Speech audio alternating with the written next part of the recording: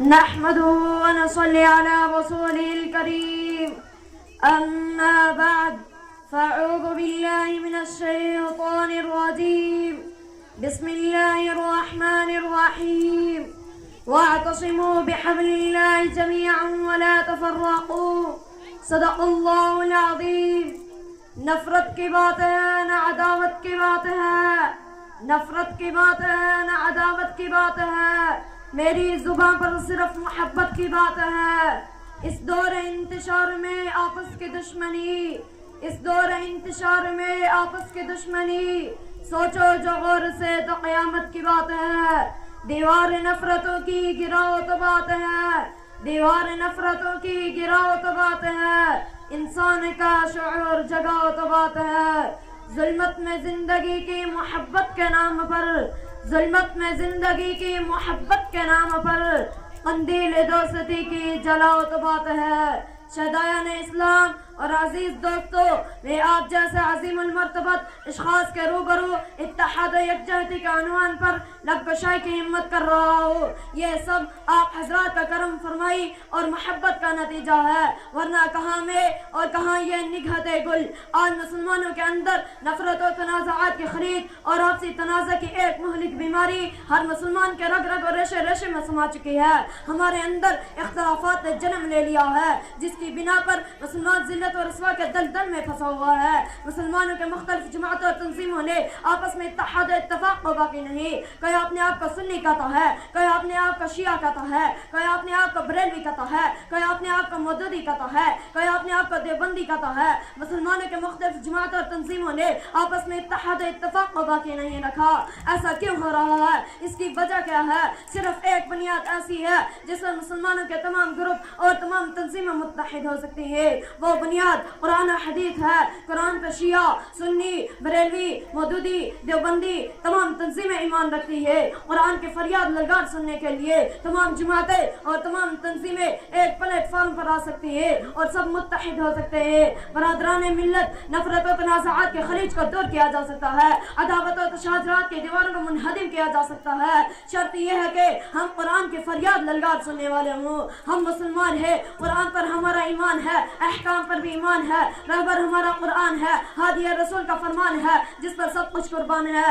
تو آئیے قرآن کا فرمان سنیے، رسول کا فرمان سنیے اور اپنی زندگی سے نفرت و تنازعات کی دیواروں کو گرا ڈالے. قرآن کہتا ہے ان هذه امتكم امة واحدة وانا ربكم فاتقون. جب قرآن ہمیں ایک یہ کہہ رہا ہے، رسول کا فرمان یہ بتا رہا ہے کہ ہم ایک جسم کے مانند ہیں، تو پھر ہمارے اندر اختلافات نے جنم کیوں لیا؟ ہمارے اندر تنازعات عداوت پیدا کیوں ہوئی؟ ہم الگ الگ منفرد کیوں ہوئے؟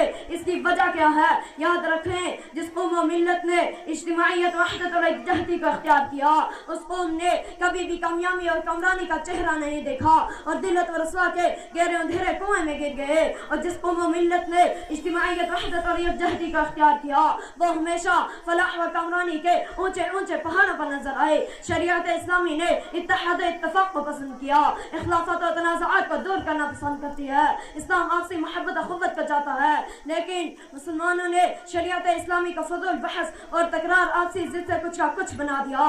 سینکڑوں ڈولیاں اور جماعتیں آپس میں بنی، اس ملت کی ایک ایسی درکت بنی کہ ایک دوسرے کو کیا راہ ہدایت بتا سکتے. خود آپس میں اختلافات اور تنازعات کی دنیا آباد کر کے دین میں متفرق ہو کر ایک دوسرے کے مقابلے میں سفارہ ہو گئے. اسلام کے غیور نوجوانوں، یہ آپسی منازع بازی اور مذہبی اختلافات کی بنا پر ہر مسلمان ہونے سے رک گئے. ڈاکٹر امبیڈکر جو ہریجن اور ہندو آپس ماندہ کے سب سے مقبول رہنما تھے، ہندوستان کی پوری ہریجن آبادی کے ساتھ اسلام قبول کرنے کے خواہش مند تھے. گاندھی جی کو جب پتہ چلا، انہوں نے ڈاکٹر امبیڈکر سے پوچھا کہ تم کون سا اسلام قبول کرنا چاہتے ہو؟ شیعہ مسلمان ہونا چاہتے ہو یا سنی مسلمان؟ اگر شیعہ مسلمان ہونا چاہتے ہو، اس میں بھی بہت سارے مذہبی فرقے ہیں، کس فرقے کا اسلام قبول کرو گے؟ اور اگر سنی مسلمان ہونا چاہتے ہو، اس میں بھی بہت سارے فرقے ہیں، کوئی مودودی، کوئی بریلوی، کوئی دیوبندی، اور ان سب میں آپس میں ایسی نفرت ہے کہ ایک دوسرے کا داخل اسلام نہیں مانتے.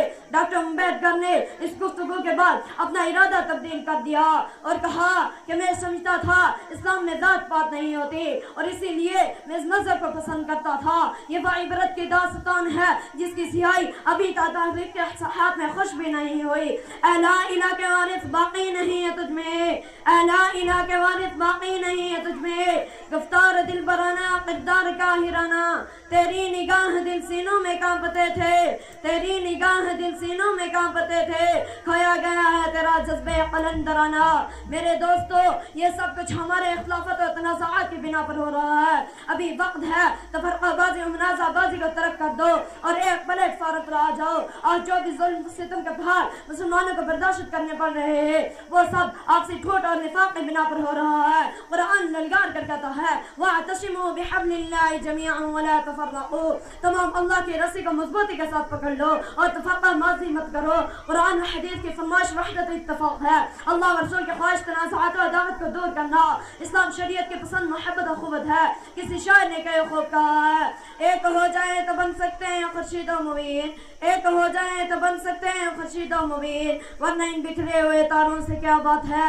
میرے دوستو ہم سب مسلمان آپس میں بھائی بھائی ہے، ہم شیعہ آباد میں ہے سب سے پہلے مسلمان، ہم بریلی آباد میں ہے سب سے پہلے مسلمان، ہم مودودی آباد میں ہے سب سے پہلے مسلمان، ہم دیوبندی آباد میں ہے سب سے پہلے مسلمان، ہم سب قرآن و حدیث کی آواز پر لبیک کہتے ہیں اور اس پر ایمان رکھتے ہیں۔ ہم اختلافات و انتشار کو ہم سے دور کر دے، ہم تنازعات و عداوت کو ہم سے دور کر دے، ہم تفرقہ بازی منازع بازی کو ہم سے دور کر دے اور فرمان قرآن و فرمان رسول کے پلیٹ فارم پر متحد ہو جائے تو کسی کے کیا مجال کہ ہمارا مقابلہ کر سکے۔ اسی لیے ظلم و زیادتی کا مقابلہ کرنے کے لیے تمام جماعت قوت درکار ہے اور آپ سے حسد و کینہ بغض کو ہم سے دور کرنا چاہیے۔ اللہ تعالیٰ سے دعا ہے کہ ہمیں قرآن و حدیث میں عمل بنانے کی توفیق عطا فرمائے اور اتحاد و اتفاق جیسی نعمتوں سے نوازے اور اختلافات و انتشار جیسے منحوس لعنت سے ہم سب کی حفاظت فرمائے۔